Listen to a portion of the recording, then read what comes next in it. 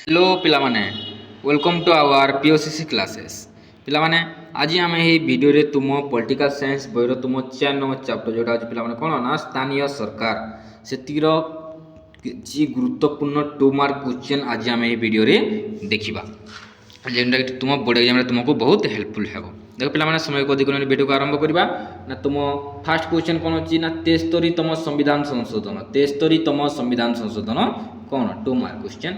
Okay देख ना कौन हम ना कौन लिखा 73तम संविधान संशोधन 1992 द्वारा भारत में पंचायती राज व्यवस्था को संवैधानिक मर्यादा दि जाइथिला एवं ग्रामीण स्वशासन को शक्तिशाली करा जाइथिला। क्या शक्तिशाली करा जाइथिला पिला माने तुम ग्रामांचल स्वायत्त शासन संस्था को कौन करा जाइथिला ना शक्तिशाली करा जाइथिला। एटी मिस्टेक अछि ते कर देबो काना ग्रामांचल स्वायत्त शासन संस्था को शक्तिशाली करा जाइथिला। 73तम संविधान आईन भारत वर्षर समस्त राज्य त्रिस्तरीय पंचायती राज व्यवस्था प्रचलन करिवार व्यवस्था रही कौन ना 73तम संविधान संशोधन आईन अनुसार प्रत्येक भारतर प्रत्येक राज्य में त्रिस्तरीय पंचायती राज व्यवस्था प्रचलन करिवार व्यवस्था रही से गुडी कौन कौन पिला त्रिस्तरीय पंचायती राज ना ग्राम पंचायत जोटा हो कौन ना तो प्राथमिक स्तर पंचायत समिति मध्यम स्तर और जिला परिषद हो कौन ना उपर स्तर प्रतिनिधि मानकर कार्यकाल केते वर्ष पिला माने ना 5 वर्ष होता है। यह हूँ कौन ना 73तम संविधान संशोधन। नेक्स्ट देखा 74तम संविधान संशोधन कौन 74तम संविधान संशोधन से कौन था ना से ग्रामांचल 73तम संविधान संशोधन। 74तम कौन हुए ना सहरांचल स्वायत्त शासन संस्था कौन ना सहरांचल स्वायत्त शासन संस्था। ओके चलो देखा 74 कौन अच्छी 74तम संविधान संशोधन आईन 1992 होउची भारत में पौर संस्था को संवैधानिक मान्यता देवा एवं एक गुरुत्वपूर्ण आईन कौन कहला से ना आम पौर संस्था को जो आम सहरांचल स्वायत्त शासन संस्था हो कौन ना संवैधानिक मान्यता प्रदान करता है किए ना 74तम संविधान संशोधन। यह 1 जून 1993 ठार कार्यकारी होइची कौन ना 74तम संविधान संशोधन केबे कार्यकारी होइची ना 1 जून 1993 मसीहा ठार 74तम संविधान संशोधन त्रिस्तरीय सहरांचल स्वायत्त शासन संस्था गठन व्यवस्था करियछि कौन ना सहरांचल स्वायत्त शासन संस्थार गठन करियछि। ठीक से गोटे कौन कौन पिला माने ना सहरांचलमुखी जनबहुल ग्रामांचल क्षुद्र सहर पिला माने पाई कौन ना विज्ञापित अंचल परिषद एनएसी जो हम क्षुद्र क्षुद्र सहर गढ़ी आसूची से कौन ना एनएसी विज्ञापित अंचल परिषद। तापर कौन दुई देख ना मध्यम जनबहुल सहर पाई म्युनिसिपालिटी एनएसी टिके ऊपर के जोटा टिके बड़ बड़ सहर से कह कौन ना एनएसी ताठ बड़ सहर पाई नगर निगम बा महानगर निगम बा कॉर्पोरेशन और से कार्यकाल प्रतिनिधि मान कार्यकाल केते पिला माने ना 5 वर्ष। यह कौन था तुम 74तम संविधान संशोधन। तापर देख नेक्स्ट हो कौन ना पल्ली सभा। पल्ली सभा कौन ना पल्ली सभा होची ग्रामांचल सबुठार तल स्तरीय गणतांत्रिक अनुष्ठान। यह प्रति वर्ष फेब्रुआरी मासर प्रथम सप्ताह भितर पल्ली सभार बैठक अनुष्ठित होता है। प्रति वर्ष केबे पल्ली सभार बैठक अनुष्ठित होता है ना फेब्रुआरी मासर प्रथम सप्ताह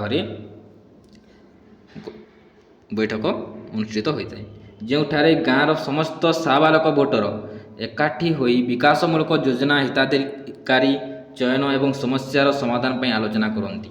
से जो बैठक बसे पिला माने सेटारे किए जोग देतांती ना जार बयस 18+ साबालक भोटर माने कौन ना से योगदान करिथांती। यह ग्राम पंचायत कार्यकलाप सीधा सलख अंशग्रहण कर सुजोग प्रदान करे एवं स्वच्छता निश्चित करिथाय कि आम पल्ली सभा। ठीक अच्छे तापर देखा नेक्स्ट ग्राम सभा। ग्राम सभा कौन ग्राम सभा ग्राम पंचायत अंचल में बसवास 18 वर्ष किंबा तदूर्ध्वी समस्त पंजीकृत भोटदाता मानू नहीं गठित एक मिलित सभा। देख यहाँ मोटे ठीक सेमती कही कौन कहला ना ग्राम सभा कौन ना ग्राम पंचायत रे बसवास करुवा कौन ना 18 वर्ष किंबा ताठारु अधिक पंजीकृत भोटर मानू नहीं गठित एक सभा हो कौन नाम ग्राम सभा। ग्राम सभा को आम ग्राम संसद कहुए कौन ना ग्राम सभा को ग्राम संसद कहुए। यहाँ केबे बसे पिला माने बैठकटी ना फेब्रुआरी और जून मासरे ग्राम सभार बैठक बसी थाए केबे ना फेब्रुआरी और जून मासरे आम ग्राम सभार बैठक बसी थाए। सरपंच ग्राम सभार बैठक ଆହ୍ୱାନ କରିଥାନ୍ତି, ଡାକିଥାନ୍ତି କି ଆମ ସରପଞ୍ଚ ଡାକିଥାନ୍ତି। ଏହା ପଲ୍ଲୀ ସଭା ଦ୍ୱାରା ଅନୁମୋଦିତ ପ୍ରସ୍ତାବ ଉପରେ ବିଚାର କରେ ଓ ଆବଶ୍ୟକ ହେଉଥିବା ଉନ୍ନତିମୂଳକ କାର୍ଯ୍ୟ ସମ୍ବନ୍ଧରେ ବିଚାର କରିଥାଏ। କିଏ? ନାମ ଗ୍ରାମ ସଭା। ପଲ୍ଲୀ ସଭାରେ ସବୁ ଡିସ୍କସନ୍ କରାଯାଇଛି ସେଇଟା ଏଥିରେ ପ୍ରସ୍ତାବ ଅନୁମୋଦନ କରାଯିବ।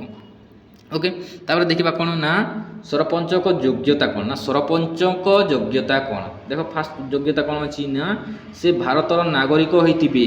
କ'ଣ ନା ସେ ଭାରତର ନାଗରିକ ହୋଇଥିବେ ଓ ତାଙ୍କୁ ଅତି କମ୍ରେ 21 ବର୍ଷ ବୟସ ହୋଇଥିବ, 21 ବର୍ଷରୁ ଅଧିକ ହୋଇଥିବ। କ'ଣ ଫାର୍ଷ୍ଟ ତାଙ୍କ ରହିଲା ଅପସନ୍ କ'ଣ ନା ସେ ଭାରତର ଗୋଟେ ନାଗରିକ ହୋଇଥିବେ ଆଉ ତାଙ୍କ ଅତି କମ୍ରେ 21 ବର୍ଷରୁ ଅଧିକ ହୋଇଥିବ। ସେକେଣ୍ଡ ଅଛି ଦେଖ କ'ଣ ବିରେ ନା ଗ୍ରାମ ପଞ୍ଚାୟତ ଭୋଟର ତାଲିକାରେ ତାଙ୍କର ନାମ ଥିବ। ଗ୍ରାମ ପଞ୍ଚାୟତ ଭୋଟର ତାଲିକାରେ ତାଙ୍କର ନାମ ଥିବ। ଯିଏ ସରପଞ୍ଚ ହେବ ତାଙ୍କ ନାମ ଥିବ। ଯଦି ସେ ଅନ୍ୟ ପଞ୍ଚାୟତର ହେବେ ତ ସେ ଅନ୍ୟ ପଞ୍ଚାୟତରେ ଉଠି ପାରିବେ ନାହିଁ।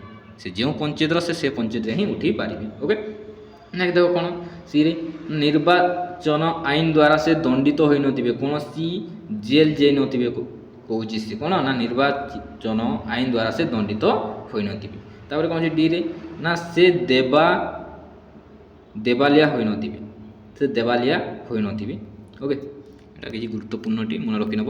ନେକ୍ସଟ ଦେଖିବା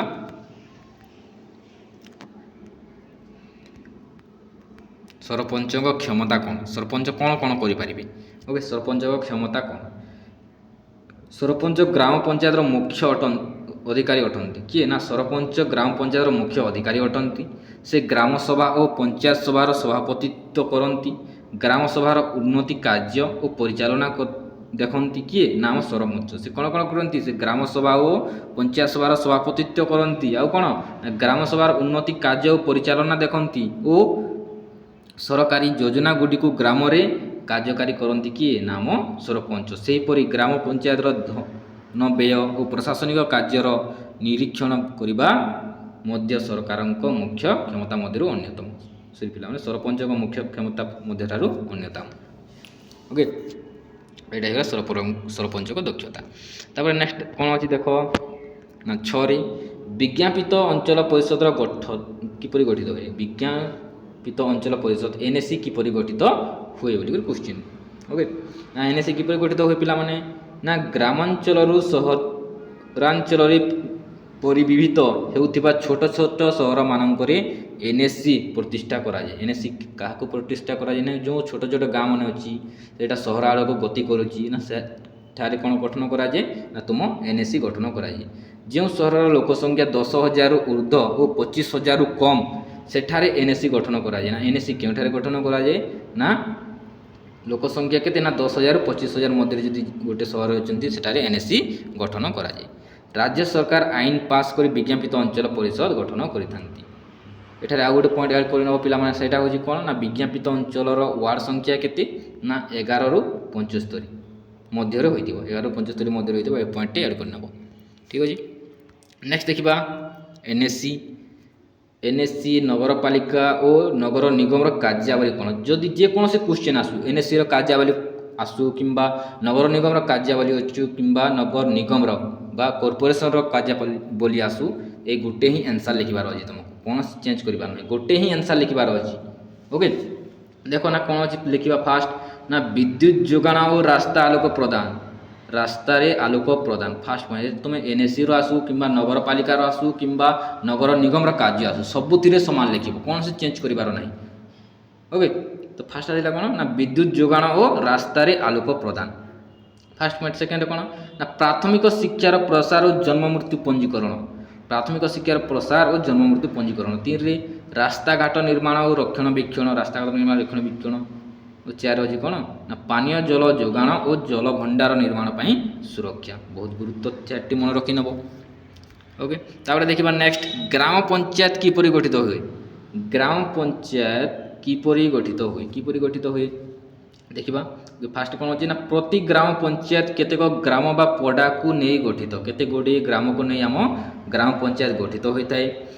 ସେକେଣ୍ଡରେ ଏକ ଗ୍ରାମ ପଞ୍ଚାୟତରେ 11ରୁ 25ଟି ୱାର୍ଡ଼ ରହିଥାଏ। କେତୋଟି? ନା 11ରୁ 25ଟି ୱାର୍ଡ଼ ରହିଥାଏ। ଗ୍ରାମ ପଞ୍ଚାୟତର ସ୍ୱାଭାବିକ କାର୍ଯ୍ୟକାଳ ହେଉଛି କେତେ ବର୍ଷ? ନା 5 ବର୍ଷ। ତାର କାର୍ଯ୍ୟକାଳ ହେଉଛି କେତେ ବର୍ଷ ପିଲାମାନେ? ନା 5 ବର୍ଷ। ସାଧାରଣତଃ 2000 ରୁ 10,000 जनसंख्या विशिष्ट अंचल को नहीं एक पंचायत गठन करा जाए केते ना 2000 ରୁ 10,000 जनसंख्या विशिष्ट अंचल को नहीं आम पंचायत गठन करा जाए। नेक्स्ट देखा कौन यहाँ तुम 3 नंबर चैप्टर आसीगला पिला दुईटी क्वेश्चन कौन ना राष्ट्रपति शासन कौन ना भारतीय संविधान धारा 356 अनुजाई जदि कौन राज्य सरकार संवैधानिक नियम अनुसार चलबारे विफल होती तेबे राज्यपाल रिपोर्ट किंबा राष्ट्रपति संतोष अनुजाई सही राज्य रे राष्ट्रपति शासन जारी करा जाई पारे। यही समय रे राज्य सरकार का क्षमता केंद्र सरकार को नियंत्रण को आसी जाए। देखो कौन कह राष्ट्रपति शासन क्या कह जाए आम संविधान धारा 356 अनुजाई जदि कौन गोटे राज्य रे संवैधानिक नियम अनुसार राज्य सरकार कार्य कर पारती ना राज्य सरकार भल भाव कार्य कर पारती ना ठीक से कौन ना राष्ट्रपति निजर शासन जाहिर करती। ओके सेटा कहूँ आम राष्ट्रपति शासन बोली। और नेक्स्ट अच्छी देख कौन ना सप्तम अनुसूची कौन पिला माने भारतीय संविधान सप्तम अनुसूची 3टी मुख्य तालिका रही कौन ना 3टी मुख्य तालिका रही कौन कौन ना केंद्र तालिका जो केवल संसद आईन प्रणयन कर किए ना केवल संसद आईन प्रणयन कर यथा कौन प्रतिरक्षा और वैदेशिक व्यापार तापर कौन राज्य तालिका जो राज्य विधान सब आईन प्रणयन कर गढ़ी पार यथा पुलिस और कृषि तब कौन ना युग्म तालिका जो वह केंद्र सरकार और राज्य सरकार आईन प्रणयन करें यथा शिक्षा और जंगल। ओके यहाँ थिला पिला माने कौन तुम 4 नंबर चैप्टर रो किसी गुरुत्वपूर्ण 2 मार्क क्वेश्चन नेक्स्ट वीडियो रे तुम नेक्स्ट चैप्टर 2 मार्क क्वेश्चन देखिबा।